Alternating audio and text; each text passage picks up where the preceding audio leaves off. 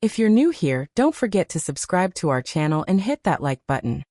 Your support truly helps us share more powerful, thought-provoking stories every week.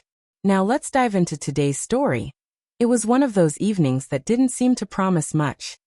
The kind that slips by unnoticed, swallowed by the monotony of daily life. The air outside carried that familiar chill of early dusk, and inside, the house seemed wrapped in an unusual stillness. No television murmuring from the living room. No clatter of dishes.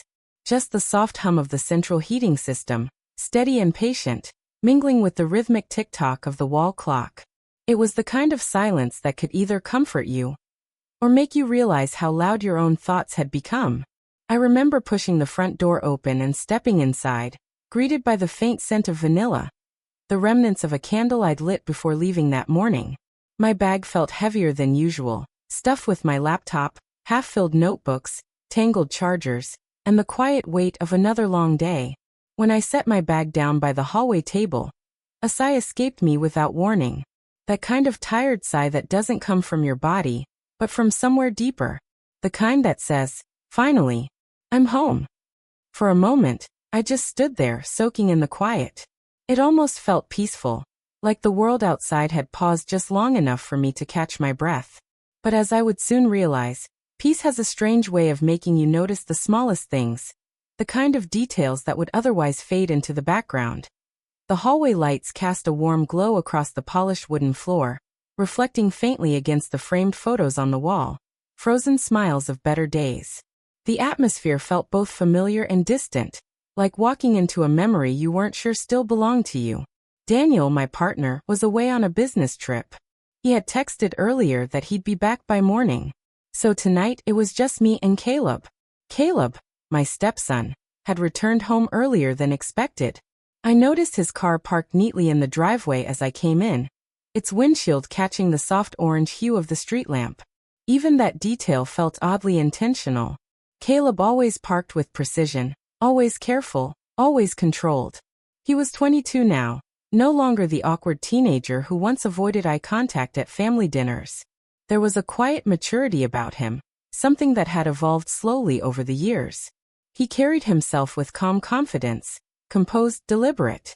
And yet, beneath that surface, there was still a trace of hesitation, a restlessness I couldn't quite name. After leaving my purse on the side table, I slipped off my shoes and let my toes sink into the cool floor. That's when I heard it, the faint, steady sound of running water coming from upstairs. It wasn't unusual, people shower after all. But the sound seemed to echo differently that night. Maybe it was the stillness of the house, maybe the emptiness amplified every small detail. I paused for a second, head tilted slightly.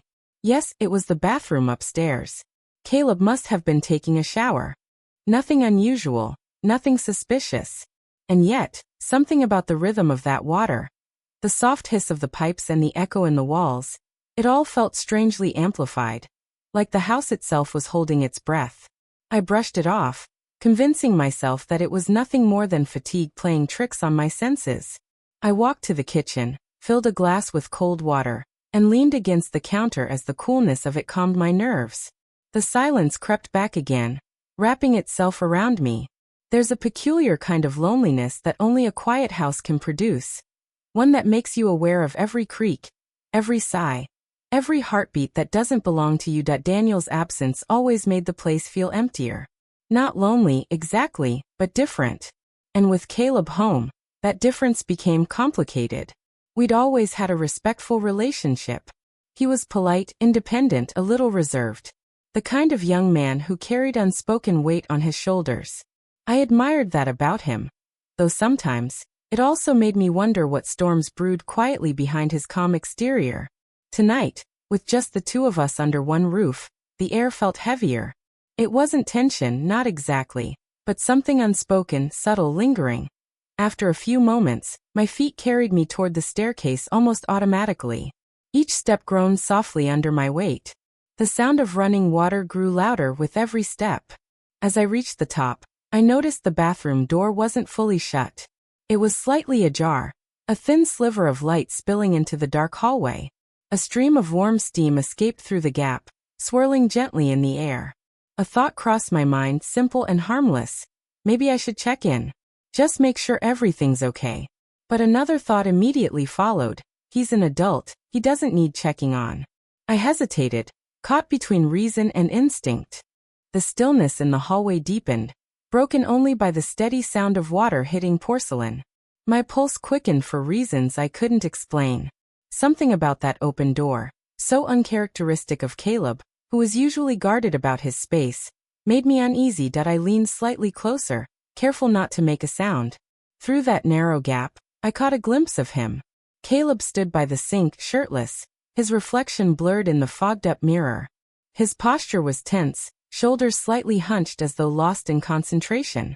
His jeans hung low on his hips, casual in a way that seemed out of place for someone usually so composed. He was focused on something, though I couldn't immediately see what.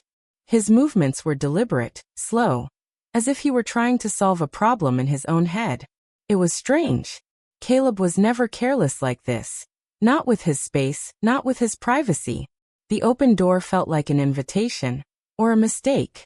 I hesitated again. Should I knock? Call his name?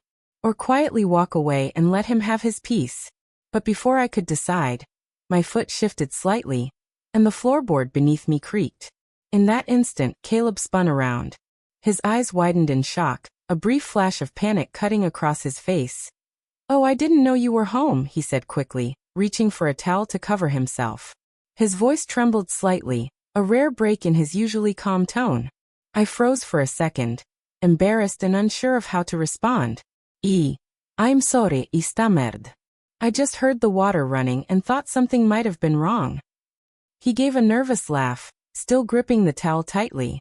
The flush of discomfort on his face mirrored my own. For a moment, the silence that followed was suffocating. I could almost hear both our heartbeats competing with the ticking clock from downstairs. But beneath that awkwardness, there was something else, a kind of tension that wasn't about embarrassment or intrusion, but something deeper, a heaviness in the air that neither of us could quite define. Caleb sat down slowly on the edge of the bathtub, eyes fixed on the floor. His composure, that quiet confidence he usually wore like armor, had cracked, revealing something far more human underneath. "Are you okay?" I asked gently. "You look upset." He hesitated before speaking. "It's nothing. It's been a long day." But I could tell from the tremor in his voice that it wasn't nothing. The way his shoulders slumped, the way he avoided my eyes, something was clearly bothering him. I stepped inside the doorway, closing it softly behind me, trying to make my tone as calm and unthreatening as possible. "Caleb," I said quietly, "if something's wrong you can tell me. I won't judge." He exhaled slowly, a breath that seemed to carry the weight of something long suppressed. His voice, when he finally spoke again, was soft, almost childlike. "It's kind of embarrassing.